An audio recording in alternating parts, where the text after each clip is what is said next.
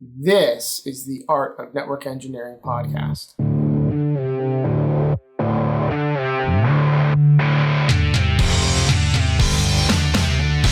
this podcast, we'll explore tools, technologies, and talented people. We aim to bring you information that will expand your skill sets and toolbox and share the stories of fellow network engineers.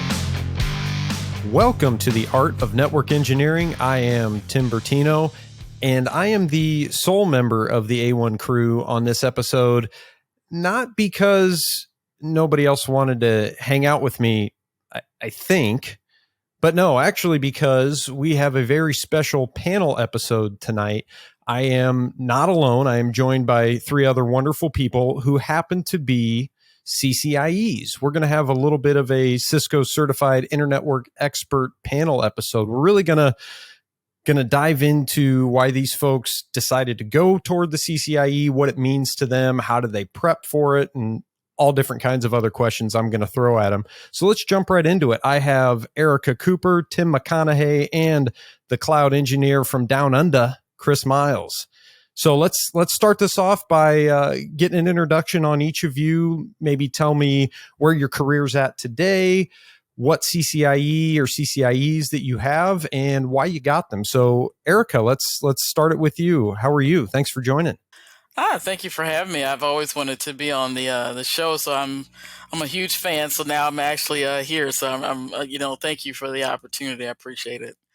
For everyone that's out there, my name is Erica Cooper. I am a senior technical leader for Cisco, and I deal a lot with data center, cloud security, and also enterprise SD-WAN. I'm kind of coming up to speed on SD-WAN, so being forced to do that, kind of going over to the dark side a little bit. So my background is data center. I've got my data center CCIE. And I took it, back in 2014. So my background is I started out route switch and then moved over into, enterprise route switch and then moved over into the data center world. So that's pretty much my background. Oh, that's interesting. And I could be way off base, but it seems, is that typical for people to go after something that wasn't, I mean, back when they had, route switch and security and enterprise, or not enterprise, they have enterprise now, but data center, is it typical for people to do one other than route switch or what's enterprise now first? Because I know people get multiple, but just curious on that. Yeah, that's a good question. So I started out, there was only, I think, 3 tracks. It was service provider, route switch, and I think the SNA something other. Denise Fishburne has it, and I think it's obsolete right now. But I think it's the forgot it, but it's like the WAN version, but it's a long, long time ago. So I started out with route switch. It took me about 3 times. I failed it, failed the exam, and then on the 4th time, I said, okay, Cisco is notorious for, basically. Changing up the version. So we went from like version 2 to version 3, and I bought up all this equipment off of eBay, and I was like, hey, I'm going to match my equipment with the Internet Working Expert INE lab topologies. And then Cisco went from version 4 to 5, and I was like, I'm not buying nothing else. And so my husband was like, well, you got all this equipment sitting in here. What do you want to do? And so I kind of, stewed and powdered a little bit, just being transparent. And I said, I'm not giving up. And so he said, well, look for another track. And I could not stand collaboration. I was like, and no shade to the collaboration folks. Hey, I love them. You got to have a phone. But I just was like, I'm not doing that. I'm definitely not doing service provider. I'm done with route switch. What else? And they had just come up with the security track, which I was thinking about, but then also I looked at the data center, and the data center was so intriguing for me. I thought it would, pretty much align with my VMware experience and background. And so I said, I'm going to go for that. And so I, set out for my studying and everything else. And then we went for the exam. So it was challenging, but a lot of my skill set and studying for my enterprise or route switch was able to transfer over. So I didn't have to really start over from scratch, which is good. So. Oh, that's very good. Nice. And kind of stepping it back to further back, what was the original motivation for you to go after the CCIE in the first place? Well, another transparent moment. So I got kind of fed up with, I hate to say it like this, it sounds very callous, but when you get your CCNA and you get your CCNP, you have to figure out how you're going to differentiate yourself with everyone else around you. And so just being brutally honest with you, some people had their CCNA, had their CCNP, and they could not just configure anything. They couldn't even, add a VLAN without taking down circuits, stuff like that. So I wanted to differentiate myself. And the best thing for me at that time was getting my CCIE. And then I ran across Denise Fishburne, or I think in the IT world, she's known as Fish. I always call her Denise Fishburne, but, Denise, and then there was another young lady, her name was Pat Finger. They both were women in IT, and when I saw Denise's blog, was the Networking with Fish, I was just like floored. I was like, oh my God, there's a woman out here. And, so I just started figuring out what I needed to do to accomplish that.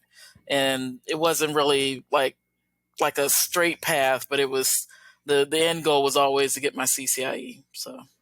No, it's excellent. I love the transparency, and really the answer you gave really makes sense. It wasn't just I want to become an expert in XYZ just because you had practical reasons. You wanted to set yourself apart. You had goals of, higher employment and moving your career forward. So that makes a lot of sense.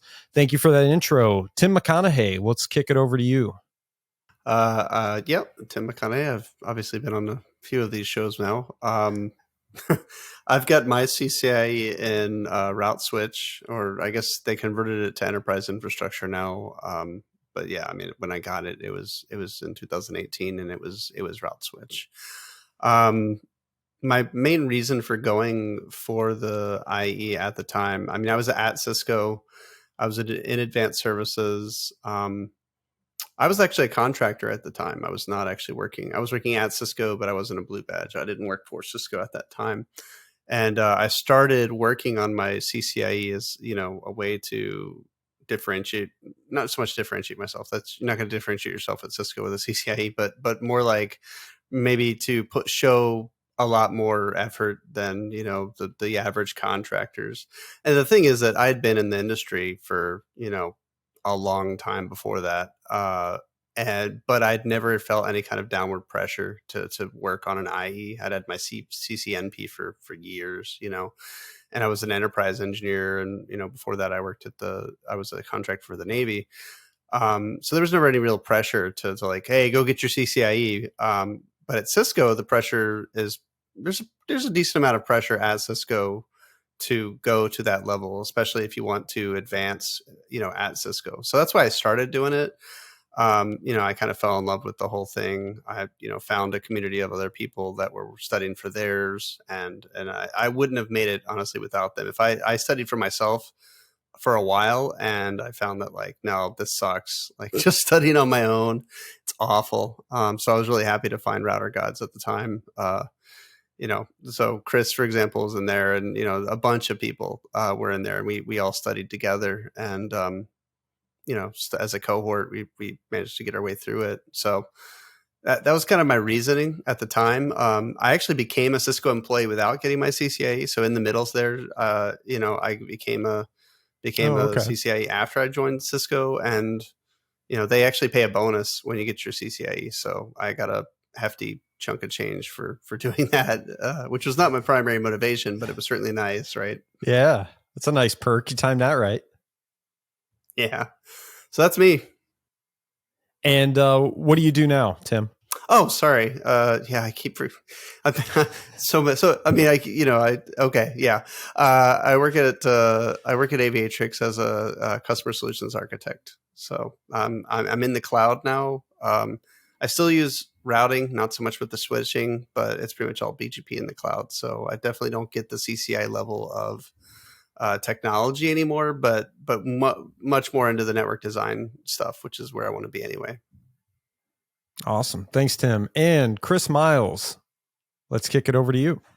Yeah, it's almost, I almost don't even want to say too much because my story is so similar to Tim, it might come off as a little boring. But yeah, so I'm currently I'm a solutions architect also at Aviatrix, which Tim only works there because I told him to come work with us. So I'll take credit for that a little bit. But no, Tim, it's legit. Right. But Tim's phenomenal. I brought him over because I really wanted him to come over. But nonetheless, senior solutions architect at Aviatrix. So yeah, I'm working specifically in the cloud networking space as well.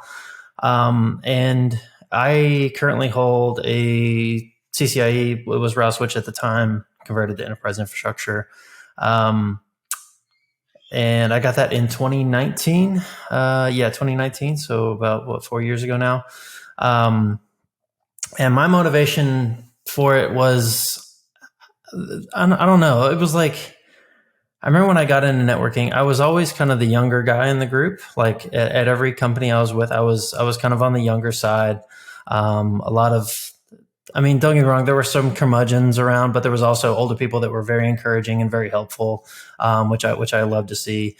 And the thing that kind of bothered me, it was like, I worked my way up. I got my CCNA, I got my CCNP. Was working on some big projects, like learning new technologies like MPLS and things like that. But I felt like I wasn't getting a seat at the table when decisions were made and and things were designed. And that really bothered me. I remember if I would make a suggestion how to improve something, how to reconfigure things to be more optimized or implement a new technology, I'd offer it up and management would be like, okay, well, we'll run this by so-and-so. And if they think it's cool, then we'll do it. And I just remember it was definitely a very young mentality at the time, but I was like, why can't you trust me? Why can't I be the person that you run things through? So I kind of wanted to not so much differentiate myself, but maybe more so just prove myself, prove that I was capable of handling the challenge, prove that, I could be the expert at the time that to trust with these decisions. And it's funny because as I went through the exam, I actually learned that I did not want to be labeled an expert because I think going through the CCIE process, you learn 10 times more of what you don't know than what you actually do know. Right. So yeah, that's kind of my trajectory and how I got there. Well, thank you all for the introductions. I think we've got a good background to move forward here. So what I want to kind of start with is the thought around planning, how you decided to study. And Tim, I'll start with you because you talked about the prep and studying just on your own versus studying in a group. How important was it to have a plan ready for how you were going to tackle just the studying process from the beginning? Yeah, that's a great question. So when I first started, and I think a lot of people run into this, when I first started, I was like, okay, I'm going to do this. The very first thing I was like, okay, well, where the hell do I start? Right. And at the time, this being, 2016, it was 17. It took me 9 months. So yeah, 17. I was, you Google, CCIE training and stuff like that. I found several good ones. I landed on I&E at the time. As I was like, oh, cool. But, I actually couldn't afford it because I was a contractor. Right. So I was looking at it and everything. And I started like, okay, cool. So I used a lot of the free stuff and I started looking around. Like I said, I lucked out that I was actually in a WebEx Teams group. It was a WebEx Teams group for I&E at the time. And the WebEx Teams group wasn't like moderated really. It was like, anyway, long story short, it wasn't really like, I didn't get a lot of value out of it. So Catherine McNamara actually found me in that WebEx group. She would come there once in a while and actually recruit people that she thought were serious to go to Router Gods. That was the study group. That's how she got me. That's how she got you too? Yeah, Okay. but I think she poached me on Twitter. She was, I mean, she's like, yeah, she would just go in there, find people that were serious and bring them over. And it was like the best. So short answer, when I started, I didn't really have a good plan. I mean, I Googled like how to study for the CCIE. I looked at INE. I couldn't really, at the time, I couldn't afford it. I ended up getting it later when I started working with Cisco. And then I also was looking at like the the blueprint for the CCIE written. So at that time, the CCIE written was required before you could even attempt the lab, right? So you would have to pass like a normal Cisco written exam, like a bunch of questions and stuff, right? No labs on this one, just a bunch of questions. And then if you pass it, then you get the ability to take the lab. So that's how I started. I started just by looking at the lab blueprint and just finding what I could find, looking at docs and stuff. Later on, I got access to INE, but the main thing was that really pushed me, that got me to help create a plan for me, was finding a community of other people who were already on the path and were willing to share that with me. Oh, that's an interesting take. I, up to this point in the different certifications that I've studied for, it's very much been sole focused, really just on me. And it's interesting that I've heard that a lot now with CCIE study groups, as well as the Cisco Certified Design Professional, that people really get a lot of energy and a lot of motivation. It's similar to the going to the gym theory. It can get difficult to go on your own if you're the only one pushing yourself there. But once all of a sudden you have 2, 3, 4 other people that you being there impacts them as well, there can be a lot of motivation there. So yeah, that's an interesting concept. So Erica, I'll ask you, how did you prepare for the CCIE, and did you take any different approach when you decided to pivot from route switch to data center? Yeah, that's a good question. So what I did for my routing and switching initially was, so I talked to several people.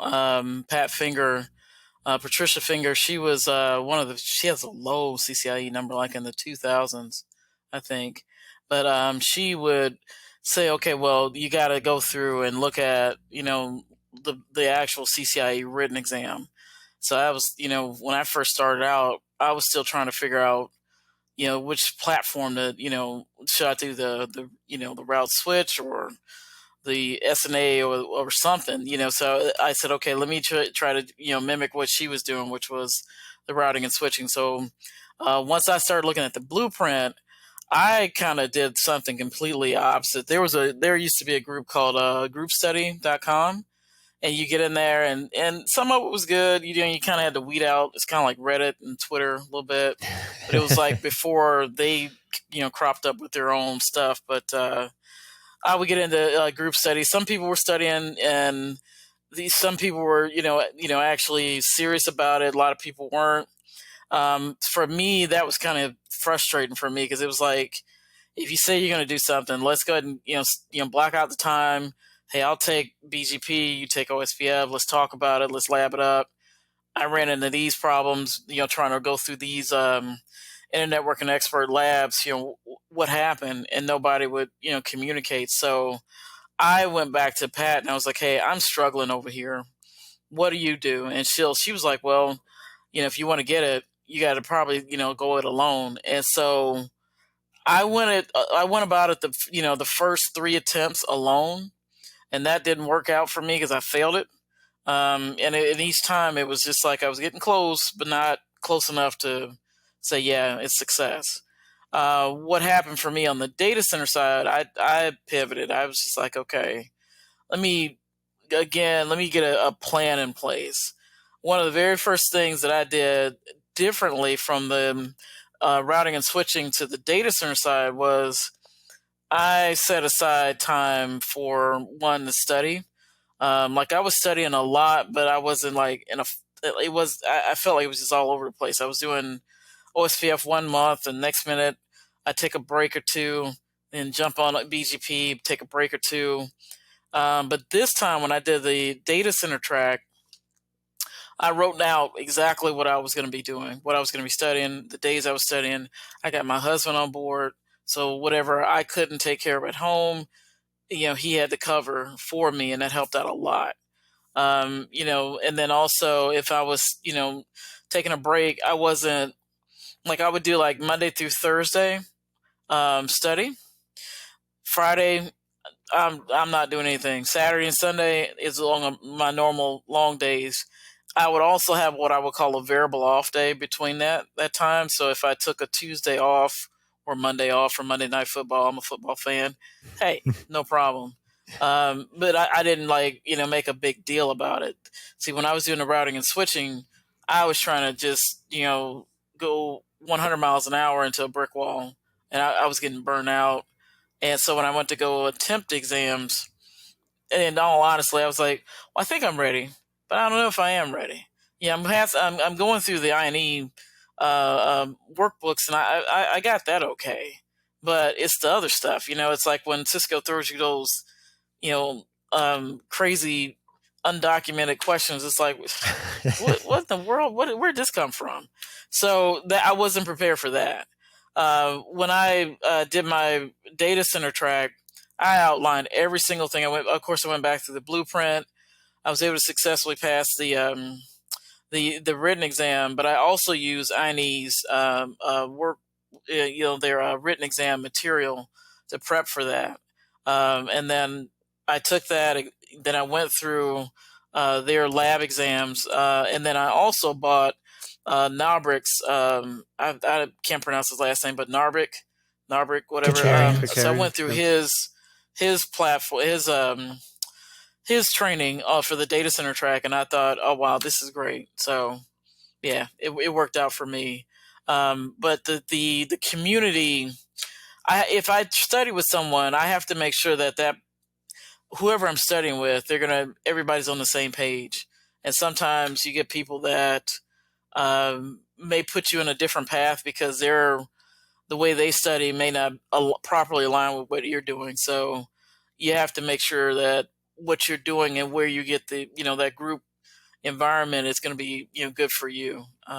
That's all I can say. I'm not going to downplay it or not, support it, but sometimes it may not be the best move for you as the individual. So, yeah, that's got to be difficult to find somebody who's going to, have the similar motivations, have the similar drive to go through that. And that's really interesting to hear about the schedule that you put together. Now, I think it can sound like it's a lot and that you're very restrictive on your time. But on the other hand, I think that makes a lot of sense because then it's less of a question of when you need to do things and what you're supposed to do because you've taken the time to prep that. So I think that makes a lot of sense. And I've heard that with other people as well, that they had set times of when they were going to do things. And not only that, but what they plan to accomplish, I think is really helpful. And I do also like that you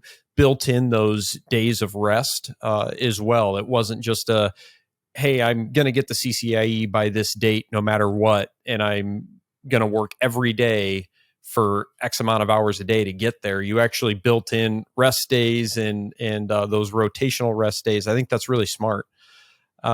Chris, you had mentioned it, the place you were working at the time that kind of gave you the motivation to go after the CCIE, that people would always say, we got to run this idea past somebody else. And maybe those people were CCIEs, I'm not sure. But when you decided to go after the CCIE, did you have anybody or any group of people at the place you were working at the time that you could kind of lean on for assistance? Or how did you tackle going after preparing for your CCIE?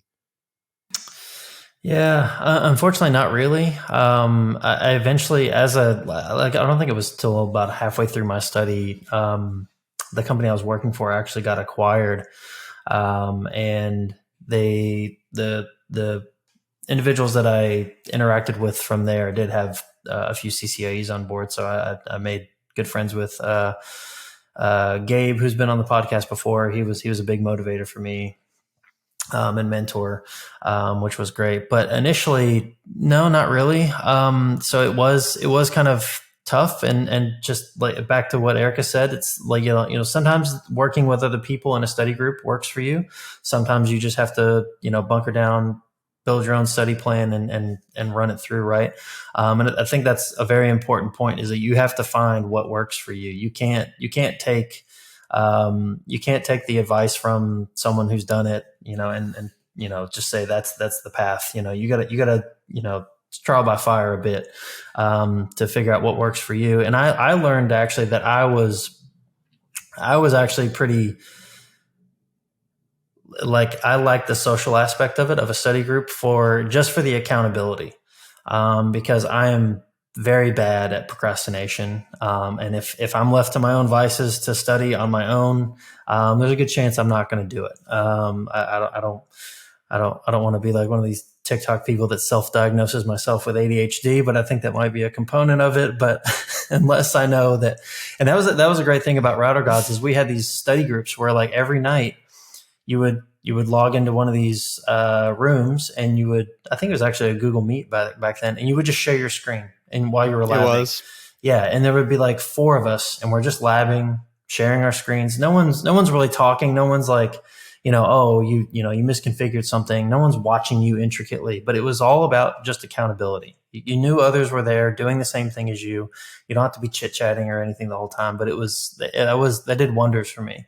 Yeah, I'm sure Tim and I had plenty of nights where we were labbing together, on Google Meet. And I think that was I realized like halfway through that was a very important aspect for me, to have the community to keep me accountable, because it was hard for me to do that myself. I think before we move on, I think Erica, you brought up I think both of you brought really good points. I wanted to say that you were right though, Erica, what you said about people that like sometimes when you work with some people, like, their plan's wrong, or they're just not. I mean, that's true also. I would like to say that everyone in Router Gods was an awesome studier, but there were definitely people in there that, were time wasters, or would, they just weren't ready. They were one of those people that's studying for their CCIE, but had been doing it for like 3 years and like, hadn't actually made any progress. Those people exist, and there's nothing wrong with it. But part of being accountable to a group of people and getting involved with the study group, those are some of the pitfalls, if you will, is, that you can end up getting attached to things that are just kind of you're essentially going to drag you down, if you kind of let it. You have to make yourself accountable, like Chris and I were talking about, but you also have to be, like, okay, well, this person, these people, they're good people. They're just not ready, or they're not ready where I'm at, or, whatever. We're not going to work together. But that's just part of the whole study group mentality as well, is knowing when you're going to be able to bring someone with you, or somebody's going to come with you, and when to kind of let it go. Right. Yeah, that's interesting. That's the first occurrence of me hearing of a study group tactic like that. When I hear people talk about study groups, I think, okay, a bunch of folks are getting on a video call and we're talking about concepts the entire time, or going through specific subjects. I didn't really think of it like that, of multiple people get on and they have maybe a common topic that they're labbing, and everybody just does their own thing. And it's really the study group effect is just the accountability that you mentioned. I'd never really heard anything like that, but I can definitely see how that makes a lot of sense. Well, there was one more thing that just to take it one more. So when we got towards the end, several of us, and we had a whole cohort of people. We had like 8, somewhere between like 7 and 8, maybe 9, 10 people, all going for their IE around the same time. We would actually pick. So the INE workbook, like you mentioned, Erica, they had multiple ones that were like mock labs that were full 8-hour labs that were basically like pretend CCIE labs. We would get on, I can remember several times, we would get on like a Saturday. We'd lab the whole day together. Wouldn't, like Chris said, we wouldn't sit there and talk with each other. We would be labbing. We would all pick the same lab to do. And then we would come back the next day and actually walk through it together. Like, hey, how did you solve this task? Oh, I did it this way, and show each other like, oh man, I hadn't thought of doing it that way. Like, it's incredibly helpful. So I think one thing that would be really stressful for me, which I think is counterintuitive to a study group, but I think one thing that would be stressful for me would be the fear of not being able to keep up with my peers, because everybody's, wanting to get through this thing together. And that's a big part of it, is so you can lean on each other for many different aspects. Did you run into a lot of that, of people that, not for lack of trying, just had a hard time keeping up, and how did they keep up, or how did they keep going along the path? Well, I think it's to the point Erica made earlier about, getting her husband on board. I feel like that is a very important thing. Like, you have to, because you like, it's tough to say that people aren't ready or they're not smart enough or anything like that, because we don't know their environments. We don't know, what their personal life is like that. So it's like, you have to go one rung back and be like, okay, well, I'm going to do this. I'm going to, intake all this knowledge and be able to perform at this level. But the people that are important also have to be on board, because that means I'm not going to be around for a lot of that. Right. So it's hard to gauge. Right. But yeah, there's a whole book about this. Like, I think there's a book on Amazon. It's like how to tell your family you're going for your CCIE or something like that. And that's like, half the thing is just breaking the news, right? There it is. Yeah, he's got it. Yeah. Yep. Tim's got it right there.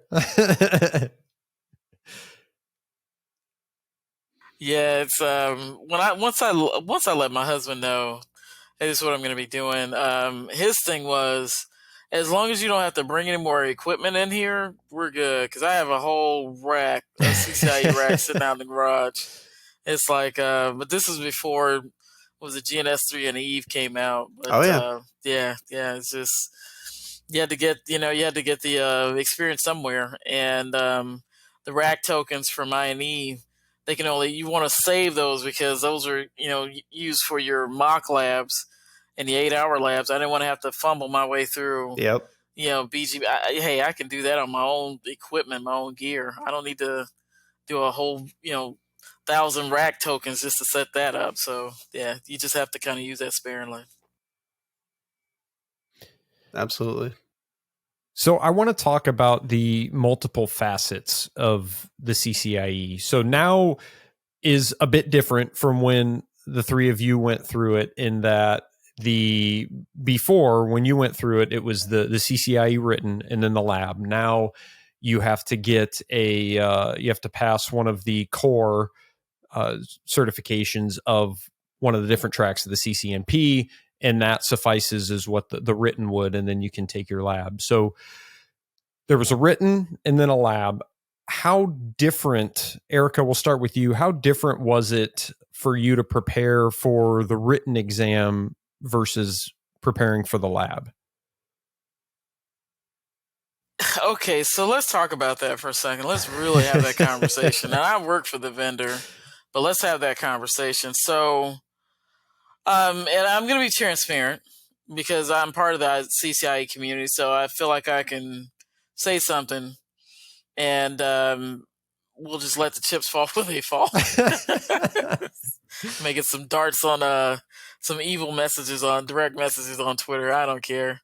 The written exam. So I felt like the written exam was not applicable to the lab exam. They were like night and day.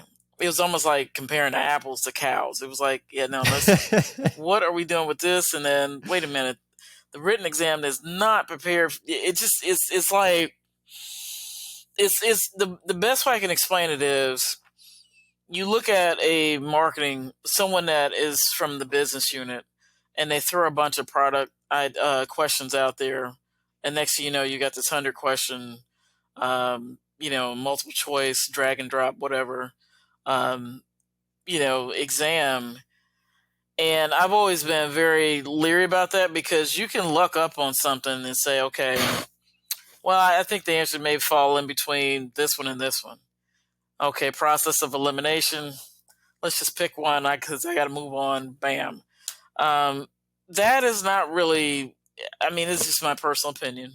That's not really telling you or showing what you've learned. So when you go to the lab, and that's where you see a lot of people fall off. It's like, okay, do you have the chops to walk in there and get a multi-protocol environment, whether it's data center, route switch, it doesn't matter, up and running in a very short, condensed time? Because that's what they're really looking at. How do you manage your time? Can you think very quickly on your feet, assess the situation? Okay, the problem exists here. Let me tackle this way versus I'm out left field somewhere else. I think Cisco needs to do a little bit better job. And like I said, I work for the company, and I also am a part of the CCIE community, but I think they need to do a better job with and it's not just Cisco, it's all of them, all the vendors. They need to do a better job of having people that have successfully passed the exam be able to show their chops in a lab, in a lab environment, or something better than just taking a multiple choice question exam. I think that would bode a little bit better, because then you would be forced to really retain the knowledge. You think of it.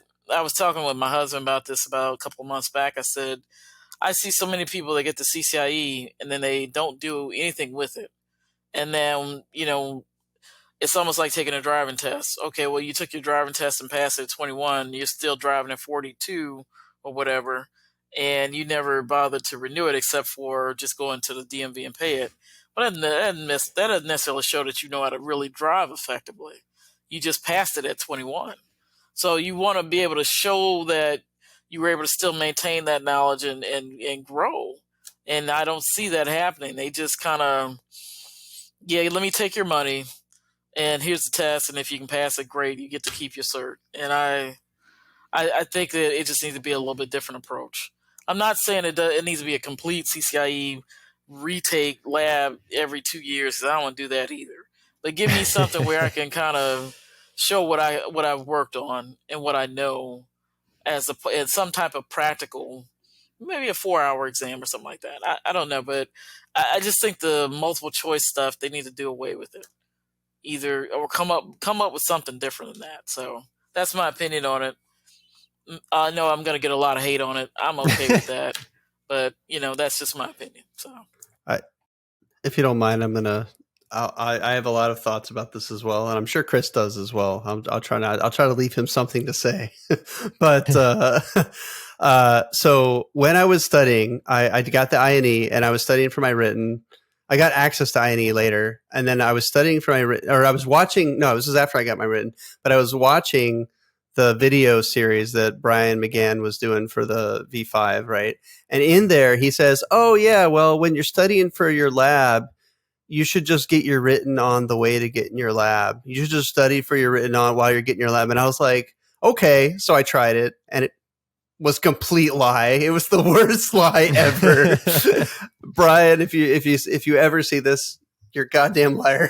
I'm just kidding, man. I'm just kidding. Another but love. No. See, I felt like the written was their chance to put all of the questions to test you on the shit they could not test you on in the lab. Like that was everything about everything that they knew they couldn't actually put into the lab to test you on went into the written. And it was so broad. And it was like everything. It was like every obscure corner case question, like Erica was talking about, so obscure. It was a nightmare, dude. I actually managed to pass it on my first try. I still don't know how that managed to happen, because I had a big old notebook full of notes. I think it was the very last time I actually wrote notes was for the written, because I broke my freaking wrist. Anyway, so yeah, no, that's a complete lie. Now it doesn't matter anymore, except for, because I can't speak to the DE, which I think DE is the only one that still has a written portion. Can't speak to that one. But yeah, man, that's a complete lie. You had to prepare completely differently for the written. So you did treat it as two completely different things and prepped for them separately. Oh, it is. Yeah. It is a complete, like, it's like Erica said, it's a multiple choice exam. Yeah. And I'm 100% with her on the whole, let's stop with this multiple choice crap. The best test that Cisco has ever done was the freaking CCNP T-shoot. And I've never met a person that disagrees. I loved T-shoot. That the T-shoot was the best example of a Cisco test. It was so fun. I mean, that was awesome. Fun. Yeah, there were a few. It was an enjoyable exam. I hear that time and time again from people if you ask them what their favorite certification exam was, and that constantly is the answer. And that's also the answer that I would get when people would ask what, if you're trying to renew your CCNP at the time before there was continuing education credits for CCNP, CCNA, that was always the answer. It would always be the T-shoot exam. I renewed mine. I remember one time I renewed mine. I walked in, took the T-shoot. I walked out 25 minutes later and I was done and I was renewed. Oh, nice. it was a great exam though. Like it was that. So Linux does this with the Red Hat exams, right? Like they give you, like the exam is build a freaking Red Hat environment. Like that's, and I think all the vendors should adopt that kind of anyway, so not to take up too much time, but that's my feeling on the subject. Totally agreed. I think it was funny.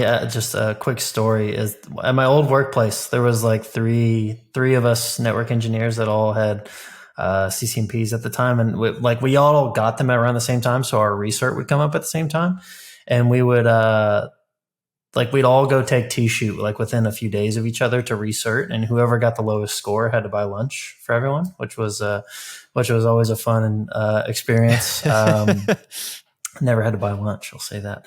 But I do counter to your point, Tim. So I did the same thing. I was like, I'm studying for the written. Once I get past that, then I'm studying for the lab. There were two separate plateaus I was working towards, right?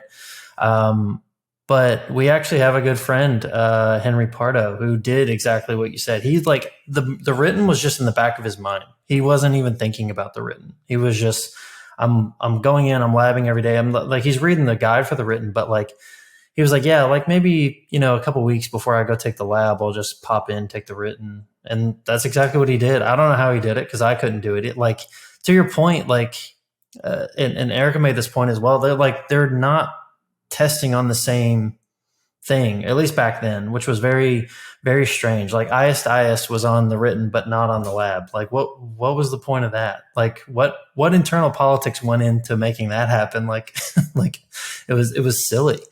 I'm glad they've restructured it now to where it's just, focusing on, if you pass the core exam, then you have the eligibility to take the lab. Which I think that part is also kind of good and bad, because I feel like the written was kind of set the bar. Like you had to prove you were serious about it before you could go take the lab. But now it's kind of like open to anyone that reaches that encore level or whatever it is.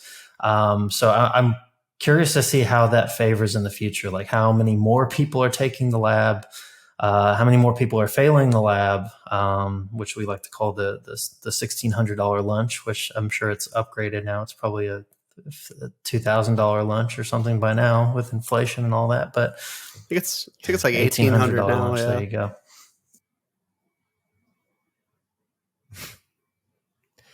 Yeah, that I would like to know a little bit more about the decisions that went into that, of changing it from a separate written exam to take the lab to you get to the core level of any one of the disciplines at the CCNP level and you can now qualify for the lab. I'm not sure.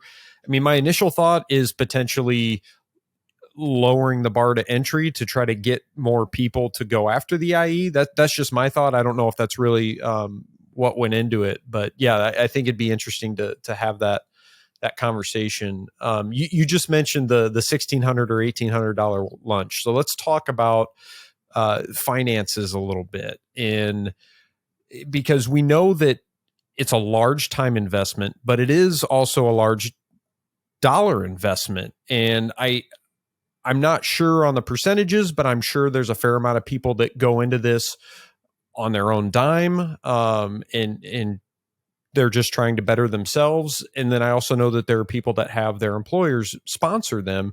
So I'd like to get your take on that. Do you have any advice for people that want to go after the CCIE, but it may not seem financially feasible? Are there tips and tricks out there for approaching your employer to see if this is something that they would be willing to help put you through? Live close to a testing location. That's the best advice. I can't tell you how many times I got on a plane, stayed in a hotel room, and it was all just to eat Jason's Deli and then go home, basically. So, and it was $1,800. But no, I mean, I was someone that did it all on my own dime. I think my employer may have paid for one attempt. My first time I failed the lab, I don't remember if they actually did or not, but that was mostly on my own dime.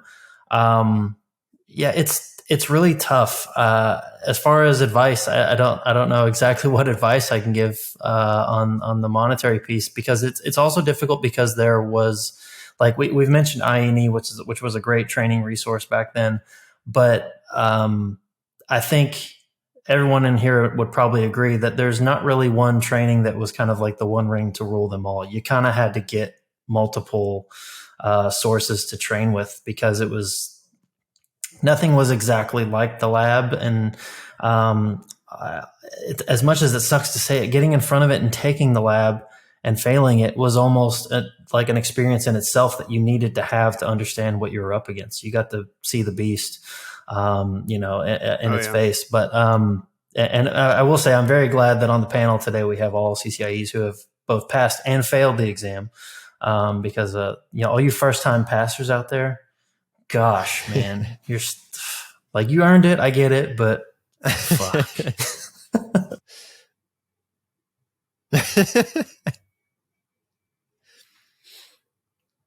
What I was going to say was just that, the approach I take is, okay, so for me, I did mine through self, paying everything. Matter of fact, I took out a small little loan so I could get the equipment that I needed. Probably wasn't the smartest idea, but I mean, if it was what I needed, I thought I could get it done in a short amount of time. That didn't work out as I planned, but ultimate goal is I did get it. But if you're going to actually try to, the best thing is to actually get your employer to pay for it. But the other hand of that is they may ask you to stay for X amount of months, like 18 months, 24 months. If you do approach that, approach your employer with that, I would probably make it where it's like a win-win. So they get a chance to have a CCIE on staff, and then put it as a something that's going to be advantageous for both you and the organization and the company. Not where it's just like, well, hey, I can get my numbers and then I'm out. Bye. Because nobody's going to pay for that.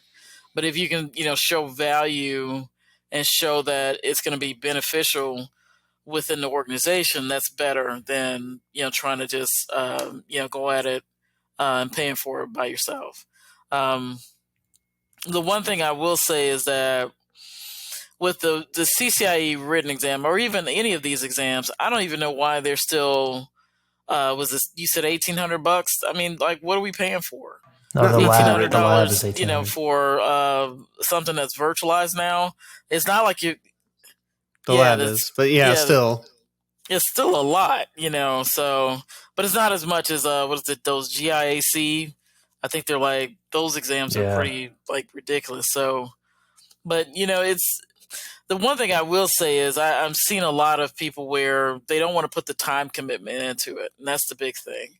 If you're not willing to put the time commitment in there, I wouldn't even think about paying for it or approaching your employer.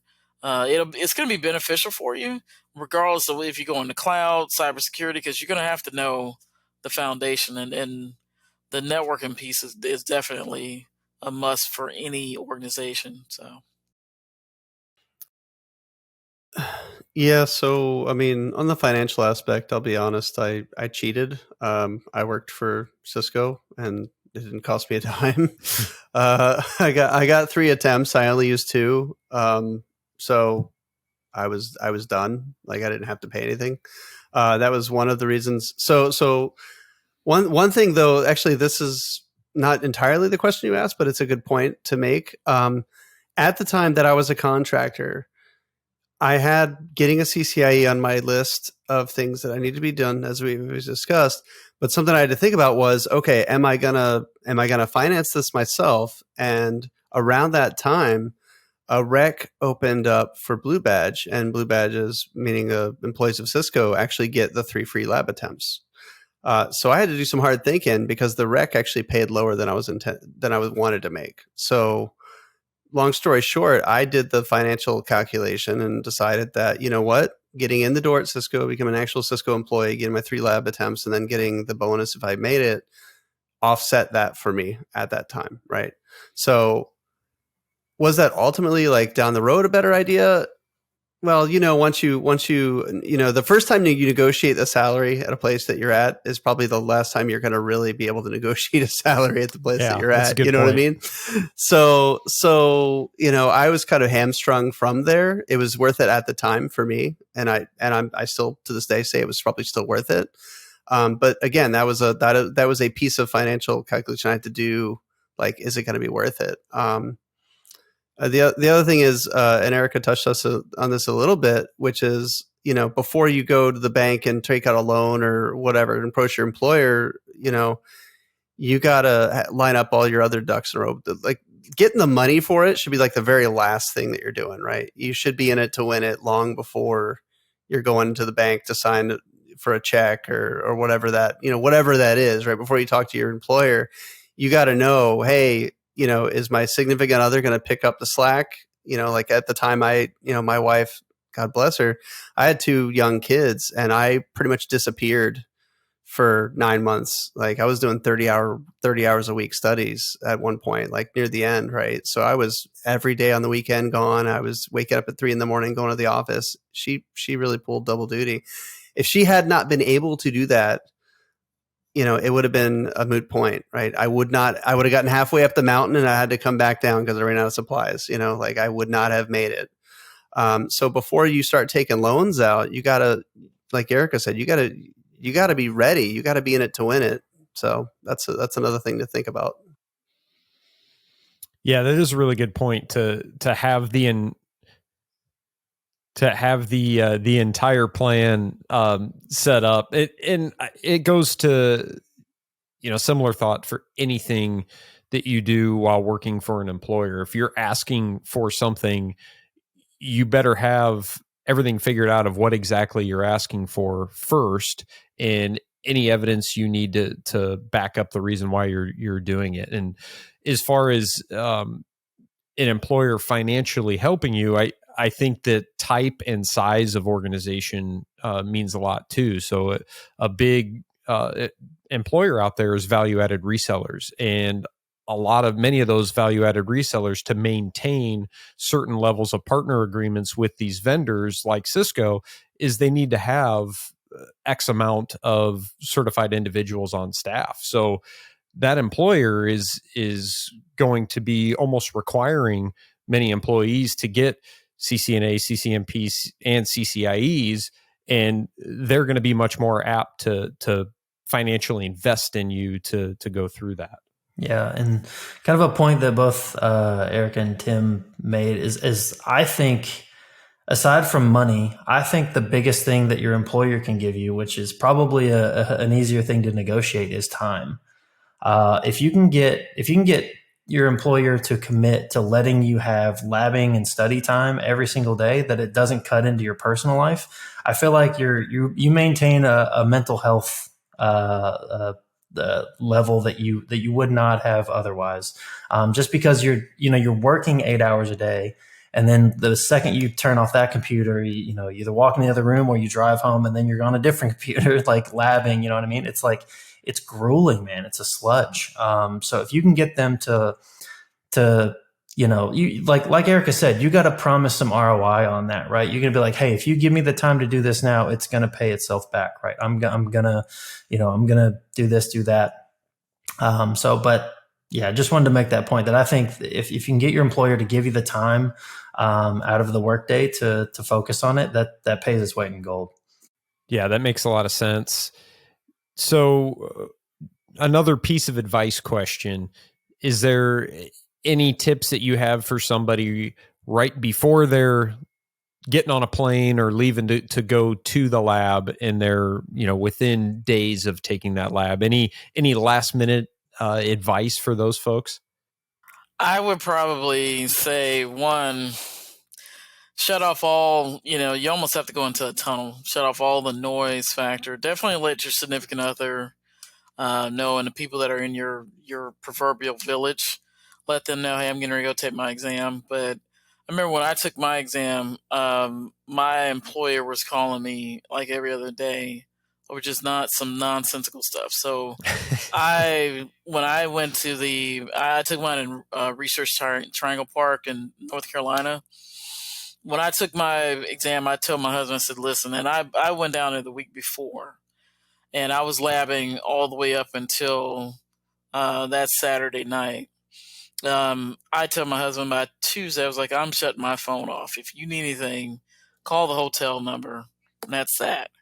But it better be critical. Otherwise, I'm not answering the phone. But yeah, just you have to. The one thing I will say is have fun with it. I would definitely make sure that you're prepared. But I mean, you got to it's a judgment call. I think if you study up to the day of the day before the exam, but I would definitely get some rest, because I went to bed at 11 o'clock and I could not sleep the night before. I was just up. I mean, I just felt like I had been drinking coffee all day, and it just hit at like 11:05, and I was just up until 6, and I couldn't sleep. And then when I found out I passed it that night after the exam, you talking about somebody that was asleep? I missed my flight the next day. Oh wow! I was knocked out. I was out. I mean, the little lady at the like, hey, can I come in the room? I was like, oh my God, what time is it? I had missed my flight. So just it's a judgment call. You just need to make sure that you're prepared. But I would not go in there stressed. Just lab if you need to. If not, it's a judgment call. But definitely block out the noise. Get the people that are in your corner, let them know that you're taking it. But otherwise than that, everybody else, all that work stuff, all that extra stuff, I would block out the negativity and the noise. So that would be my advice to whoever's going to take it. So, that is solid advice. And I will just say, I don't know how anybody could sleep the night before or something like that. Chris, did you have a similar experience? Hard time, a little bit of insomnia the night before? Kind of. It's like the inverse of Christmas Eve. You can't sleep because you're excited. This one, you can't sleep because you're dreading the next day. But yeah, I mean, to Erica's point, I think it's very important. At the end, you have to lock in. You have to set your eyes on the target. But I think you also need to, like she said, make sure you come up for air, man. Because if you walk in burnt out and just absolutely drained, you're not going to help yourself at all. Remember to breathe while you're in there. It's a very tense environment. Everyone's stressed out. No one's having a great time. So I understand that, you're with kind of like-minded individuals, but I think you need to spend those last few days really working on your strategy. Because like for me, admittedly, I took the lab a lot. I took it a lot of times, more than I should have. And the format of the exam is out there. How things are laid out. And if you've, already taken the lab once or something, and you've seen, you have even more of a perspective of how it's laid out. Strategy is very important. At the end of the day, you have to understand you're going in and you're, knocking off questions that are adding to your total score of points, right? You're playing a game. It's a game. You have to get the most points to win the game. So having a strategy for, going in and getting the most points is important. I remember I even did a blog post on my strategy because me and my friends fine-tuned it very well. I even used like a mock lab that Tim created. And I showed every bit and piece of it, like what I was writing down on the paper, how I was putting checks on tasks and marking things complete and verifying and things like that. I think strategy is super, super important. And make sure you walk in there with one. Don't just, go in completely blind. Make sure you have at least some plan of attack before you go in.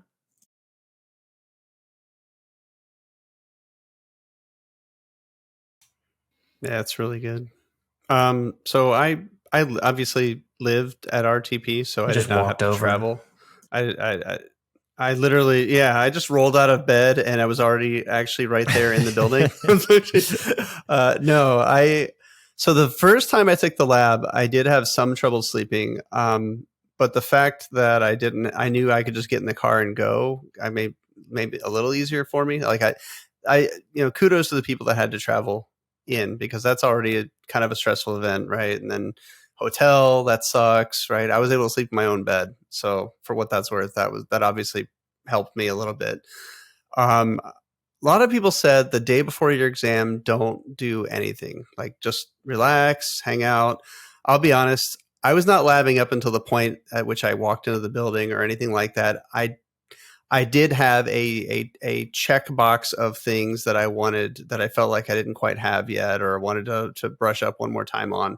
Little labs, like INE has a whole workbook full of little labs. Like, here's one thing we're going to show you. Here's the lab, not like an 8-hour lab. I didn't do one of those before the day before, but I did some brush up stuff, right? Just for stuff but coming up for air, absolutely. I would not. I know some people are like, man, the day before the lab, I was doing these 8-hour labs. I'm like, dude, you're really not doing yourself any favor. You're going to walk in there, you're tired, you're burnt out, you're stressed. And that's starting the day, dude. You were there for 8 hours. Like, people don't understand. People are like, I work all day at 8 hours. That's nothing. Like, no, you do not get it, right? Like, it is not the same thing, man. It is not sitting down at your workstation and answering emails. Like, this shit you are under an insane time crunch. And just like Chris alluded to, you're playing a game. And it's a game that they have set you up to lose, like, straight up. Like, they will.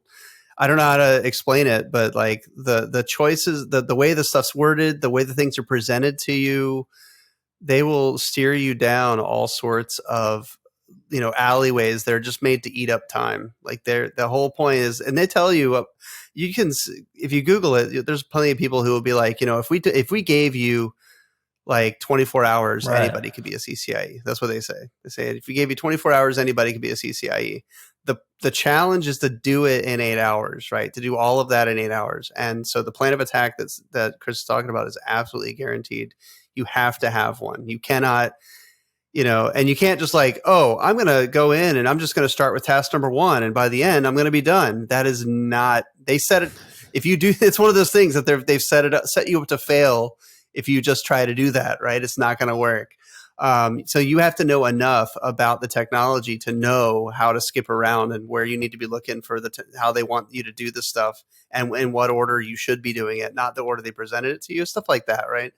So I totally agree that I think the tech itself is maybe 60% of the exam. There's so much more to the exam than that. There's like another 25 or 20% or whatever you want to call it in strategy. The time management piece, like, is just those three things are probably the most important things that you need.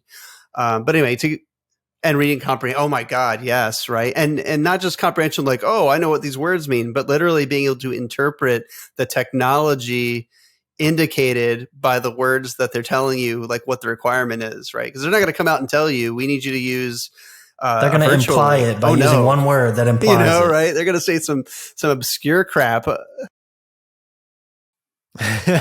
Very true.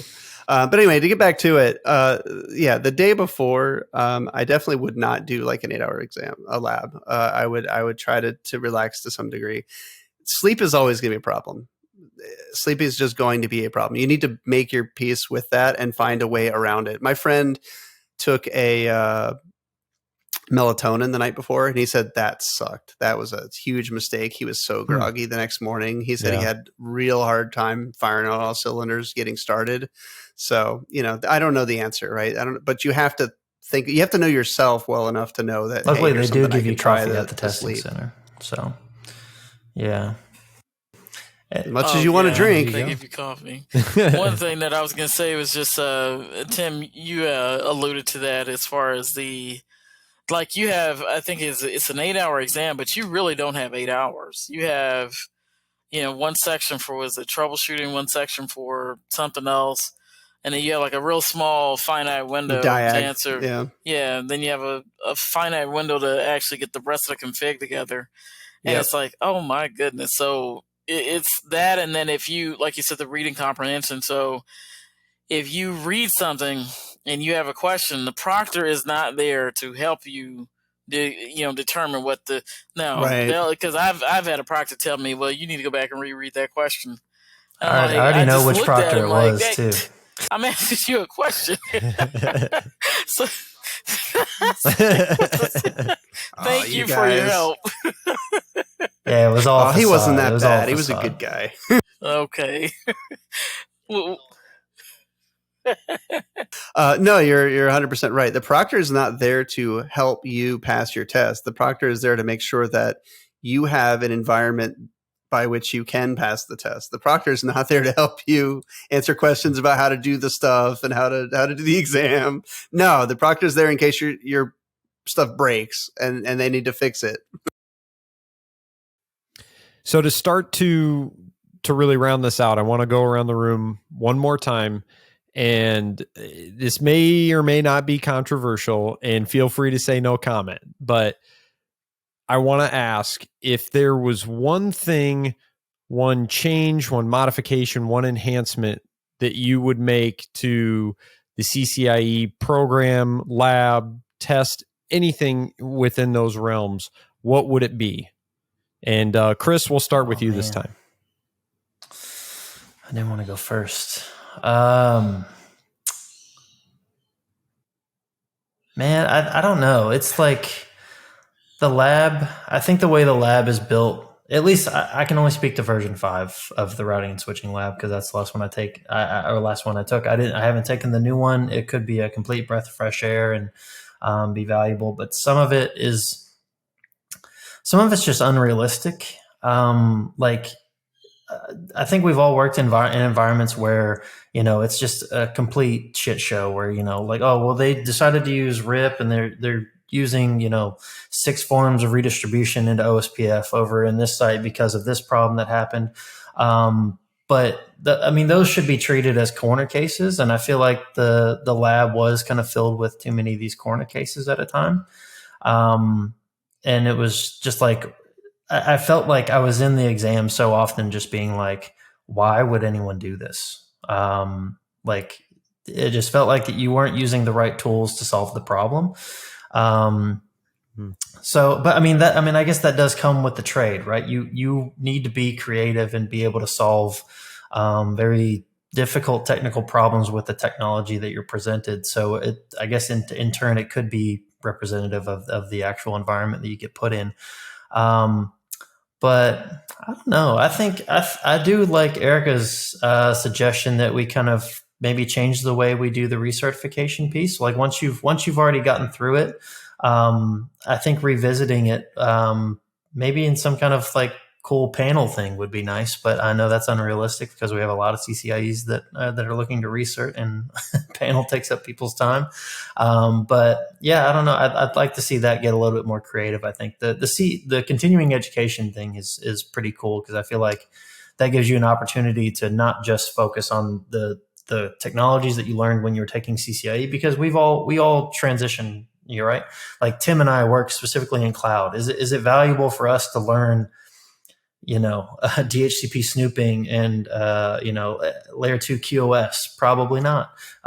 So yeah, right. So I do like that they gave the option to, if you want to learn Python or something, those are CE credits. Those can count towards, recertifying your IE. So, yeah, I didn't really answer the question, but that's kind of what happens when you go first, I guess.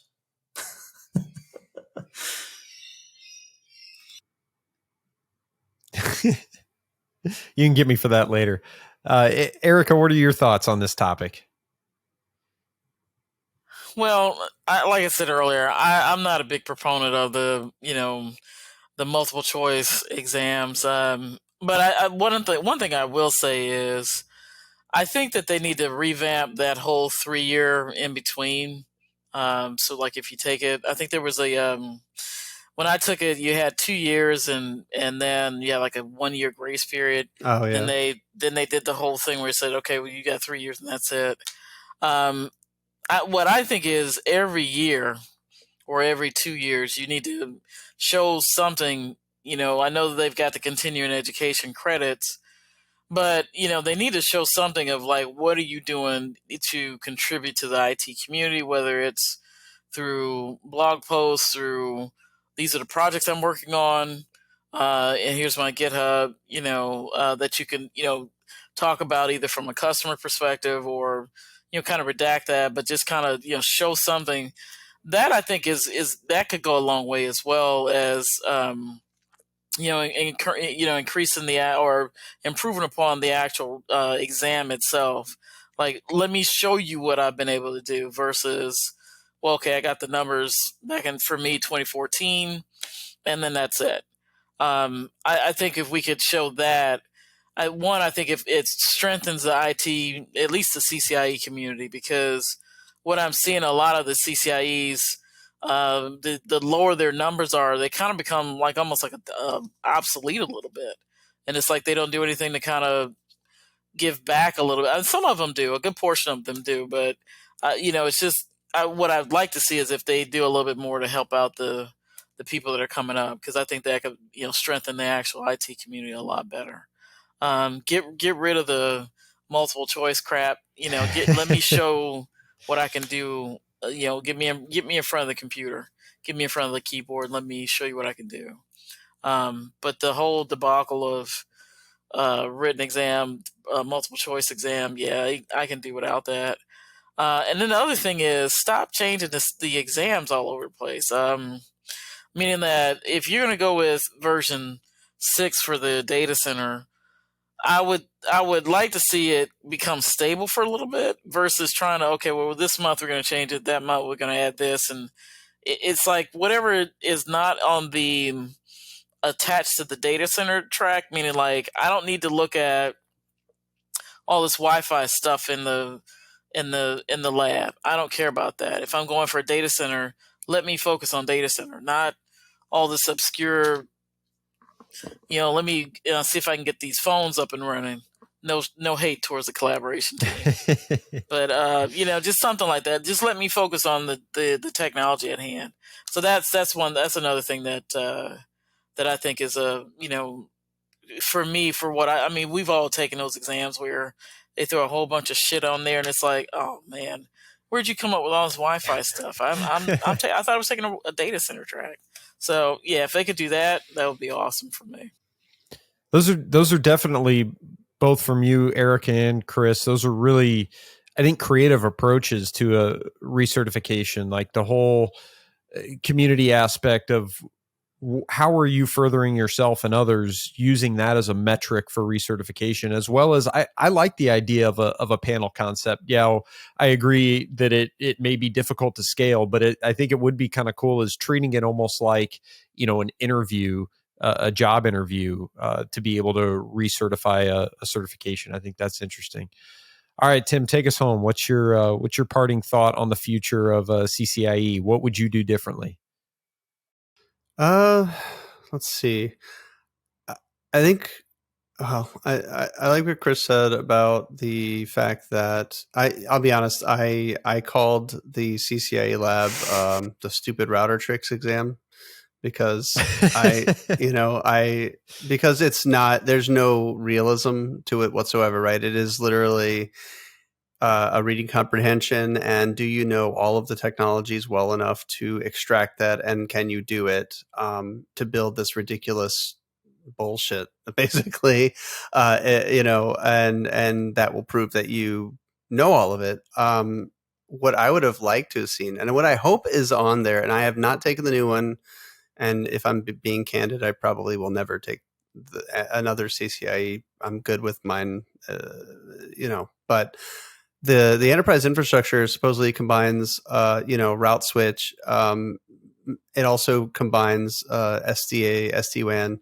I hope, against hope, that it does so in a way that is closer to the actual like intended use cases of those technologies, right? That's what I think would make a good exam, would be, hey, enterprise XYZ is building an SDA fabric and they're using SD-WAN to connect the sites together. And, and we need to do, this, and here we need to bring in this other branch and we have to do this tech. Like, I feel like you can test all of those technologies in a way that is still relevant and gives the person walking out of the exam a feeling like, okay, like this is like I can do this right in the real world. I can go do this, right? Instead of having to think like I know 1,000 different stupid router tricks, but not really the context of why or when I would use them necessarily, right? So that's the first thing. The second thing is, I hadn't even thought about this at all, but I really like what Erica said about the idea of CEs as community improvement or something. I don't know. I'm reminded, as she was talking about it, I'm reminded of the classes, the coursework I did for WGU.